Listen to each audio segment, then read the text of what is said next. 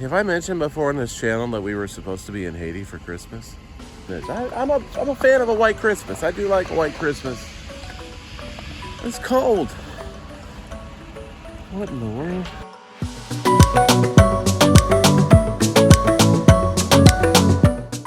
This time back in the U.S. has been, I don't really know how to describe it. It's been really weird.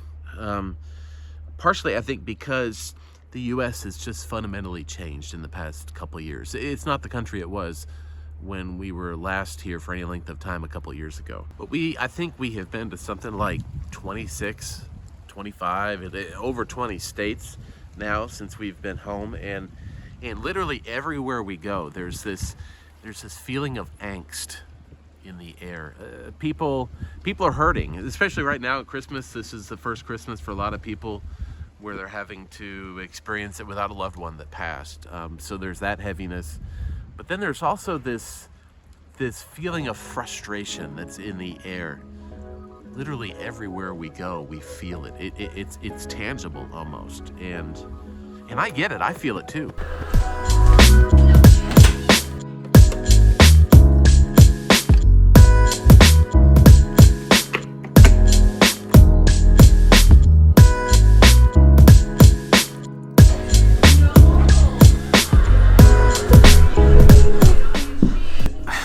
I get it, I really do.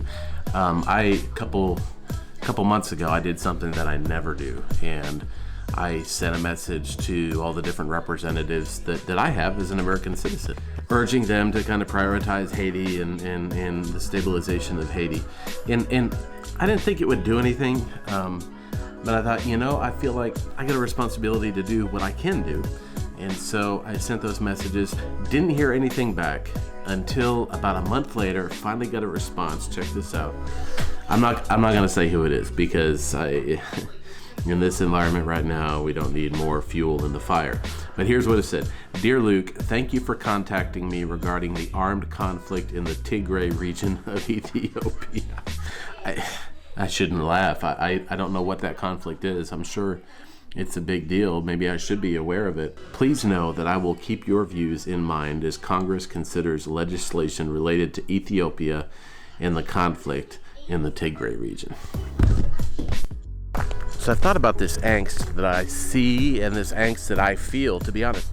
I keep coming back to something my friend Trey Van Camp said like about a year ago. Listen to this. I think we've all heard the same promise of God, but I think our perspectives are dramatically different. And here's the phrase I think God is yelling. Wait on me. Wait on me. And I think some of us hear that message and we go, that's exactly it. This life is heavy. I got a weight on my shoulders. Life's been so hard. I feel the weight. In fact, man, because of the weight of life, because God, you're not taking care of me, I'm going to blow off some steam. I'm going to do what I want, when I want. I deserve it because you have put so much weight on me. So I'll sin. You forgot us, God, so we're going to forget you. We're going to take matters in our own hands. We're just going to get ticked off at everybody because there has been weight on me.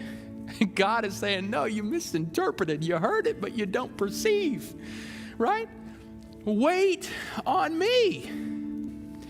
And I just wonder if we as a community right now can just confess to God all the ways we have been running after superficial progress and not just waiting for God's supernatural presence to come down. But I think we get in trouble when we start looking for hope in things that weren't designed to give it in the first place. This isn't something that's new. You look in the Old Testament, the people of Israel were begging God for a king, and then essentially what did he say? He said, hey, you got me, aren't I enough? And you skip to the New Testament, and even the disciples who were with Jesus, it took them a while to get it. They kept thinking, okay, here's this guy, he's going to come throw the Romans off our backs. It's almost like there is a human propensity to look for hope in political solutions. Meanwhile, as I think about Christmas, I think about the fact that God incarnated himself, lived among us, and ultimately sacrificed his son in our place for our sin. I think that's something I can get hope from.